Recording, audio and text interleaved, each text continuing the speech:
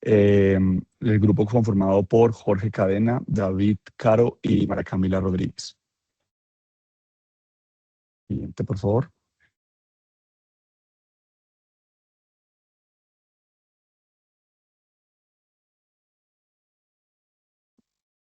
Ok, el contenido pasaremos de una introducción, luego por los mecanismos que hace el TUSI en el sistema nervioso, pasando por las consecuencias a corto y largo plazo, terminamos con una propuesta de tratamiento y conclusión. Bueno, cuando hablamos de adicción, hablamos de un aprendizaje desadaptativo, ¿sí? Que involucra principalmente el circuito o el sistema mesocortico límbico, que está formado por el área tegmental ventral, por sus siglas en inglés BTA, y el núcleo accumbens, que abreviaremos ahora en NACC, que ven ustedes ahí, y la corteza prefrontal, obviamente. Este sistema aprende a priorizar la droga y las señales asociadas a la droga por encima de sus propias metas. Se distinguen en las adicciones unos conceptos importantes como el refuerzo positivo, que implica que se consume por producir placer, alivio inmediato y demás. Un refuerzo negativo que se produce por el uso al querer quitar un malestar o estrés o algún otro tipo de síntoma de este tipo. Y también por la misma abstinencia que genera cuando se tiene algo crónico. También con el uso reiterativo de esto llega otro concepto que es la tolerancia, donde el cuerpo empieza a necesitar más dosis para obtener los mismos resultados. En el particular del TUSI, tenemos, o llamado cocaína rosada en el bajo mundo, tenemos que entender que no es un solo compuesto ni componente, sino que es un cóctel, una mezcla de varias drogas que se han detectado en las muestras que se tienen. En principal se contiene ketamina y MDMA, pero también puede llevar cafeína y otras sustancias, catinonas, opioides, benzodiazepinas, y se ha encontrado inclusive hasta cocaína en algunos casos. Eh, el mayor riesgo de este tipo de cosas es que no se sabe bien qué componente es el que tiene ni en qué grado tiene más de uno o del otro. Entonces es algo de preocupación. Siguiente, por favor. Ok, ahora hablemos de los mecanismos propiamente. Como hablamos de que el TUSI a nivel de mecanismo puede pensarse que es más ketamina y MDMA. Por practicidad vamos a simplificarlo en esos dos, pero pues dependerá de cada cocinero o de cada cóctel que se encuentre o lote, de qué componente estemos hablando. Actúa, como lo dijimos, actúa sobre el circuito de recompensa del que hablamos en la lámina anterior. Entonces vamos a desagregar ketamina y MDMA para mirar más o menos qué es lo que hace. Entonces, a su derecha encuentran la ketamina. La ketamina es un antagonista del receptor de NMDA, que lo que hace es que se para en el receptor impidiendo la captación del GABA, que es el principal inhibidor, ¿cierto? Al bloquear estas interneuronas, lo que se produce es una desinhibición cortical, aumentando la liberación de glutamato. ¿Sí? Espera, antes, por favor. Eh, entonces bloquea esto, mayor glutamato y también hay mayor rapidez en la plasticidad porque se intensifica el BDNF y el emetor. Y en el caso crónico de consumo de ketamina, pues se tiene algo como la disociación, anestesia emocional y alivio a lo feo.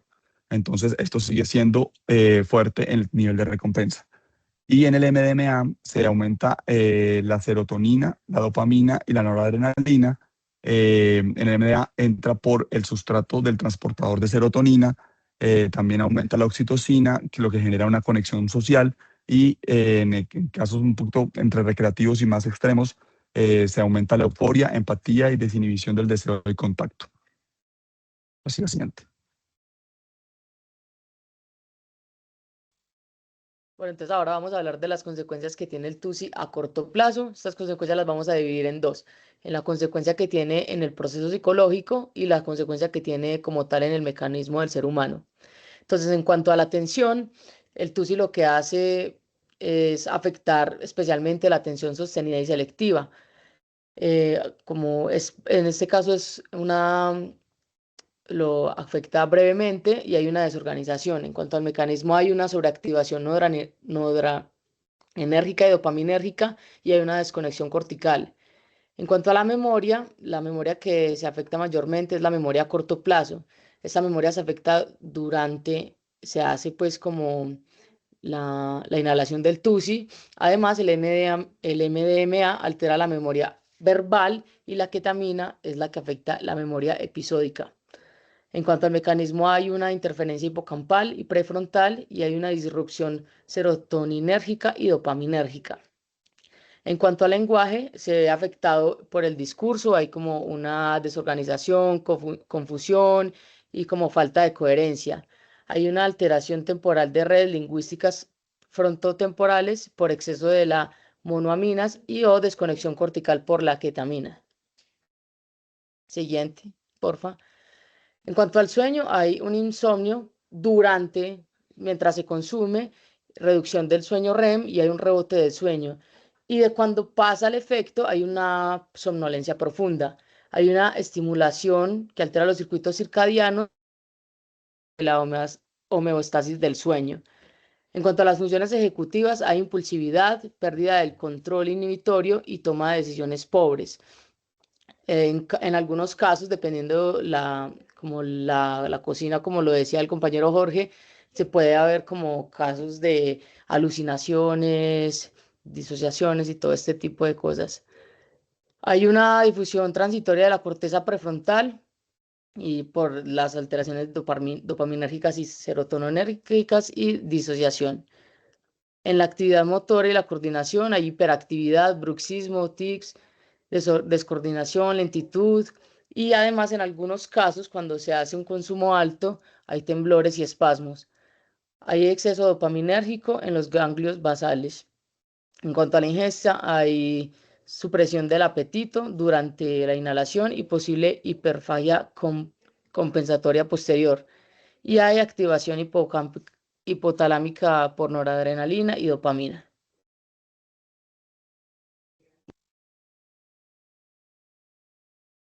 Listo. Ahora en las consecuencias que tiene a largo plazo, tomamos los mismos procesos mentales y en este caso pues describimos cada uno. En la atención, básicamente aumenta más la distracción, la eficiencia de la tarea se afecta también porque se requiere mayor atención sostenida y el efecto pues del narcótico tiene incidencia directa en la atención. Cuando se mezcla con cocaína, aquí se aumenta la potencia del daño y lo que afecta principalmente es en que se tiene una reducción de la atención dividida y la vigilancia pues cuando se utiliza de forma crónica, mantenida en el tiempo. En la memoria afecta la memoria verbal y en este caso también tiene una incidencia en el aprendizaje verbal cuando hay un consumo sostenido de narcótico. Y también tiene afectaciones en la memoria prospectiva, o sea, es decir, como la habilidad en recordar como las tareas hacia el futuro, o sea, de largo plazo. El lenguaje, una cosa particular es que aunque no hay unos estudios puntuales que hablan de afectaciones directas al lenguaje, sí hay una evidencia que muestra que se aumenta la dificultad en el aprendizaje verbal de largo plazo. Y otra cosa que ocurre acá es que hay un deterioro de la memoria verbal. O sea, aquí ya se afectan procesos lingüísticos que van en función de la memoria episódica y la semántica, o sea, cuando hay un consumo sostenido. En el sueño, lo principal que produce es un daño en el sistema serotoninérgico y lo que sería la arquitectura del sueño. O sea, afecta lo que sería el ciclo REM, mayor insomnio, mala calidad del sueño y eso de manera constante. Y también el sueño de largo plazo, por esta disrupción que aparece del sistema serotoninérgico, por lo que a largo plazo tiene incidencia no solo en el sueño, sino en el efecto que tiene no dormir adecuadamente. En las funciones ejecutivas, básicamente mencionan que hay un deterioro general de todas las funciones, pero principalmente en lo que sería la actualización, cambio y el acceso a la memoria a largo plazo. O sea, afectaría principalmente esos tres. Y lo que se menciona es que un consumo crónico hace una sobreactivación del sistema de estrés y eso lo que hace es que debilita el control inhibitorio, la toma de decisiones de corto plazo, o sea, la afecta, no hay mayor conciencia de eso, y hay problemas en la flexibilidad cognitiva. En ingesta, básicamente aquí lo que afecta es, o sea, hay una alteración metabólica, hay pérdida de peso, hay un rebote alimentario y aquí se asocia también a otros resultados complementarios que serían como anorexia o una ingesta inestable como tal. Bueno, habiendo visto todo este ejercicio, planteamos una posibilidad de tratamiento. En el caso del TUSI, al tener un cuadro mixto entre estimulantes y disociativos, proponemos un tratamiento dividido en 6 partes. Primero, como siempre, un tema de psicoeducación y reducción de riesgos, donde se eduque en la composición variable que tiene este componente, en que no está estandarizado, en los signos de alarma que debe tener, el descanso, una buena hidratación, no mezclar con sedantes o otro tipo de psicoactivos que puedan complicar más. También una fase de manejo de contingencias, donde nos enfocamos en refuerzo por metas verificables, como la asistencia, chequeos de orina, higiene del sueño, registros de consumo y sobre todo hacer refuerzos positivos en el cumplimiento de esta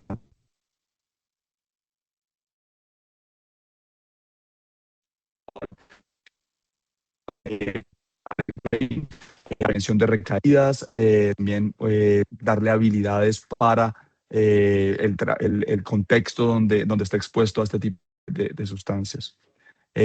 También terapia cognitivo-conductual de higiene del sueño, que es importante, como ya lo vimos, se ve muy afectado el sueño cuando se hace o sea, abusa de este tipo de sustancias en mucha medida.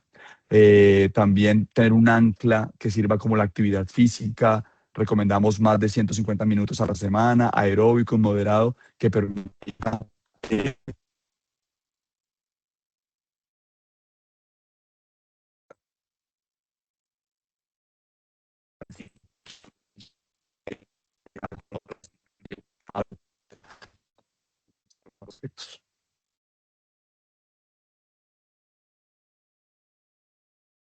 siguiente.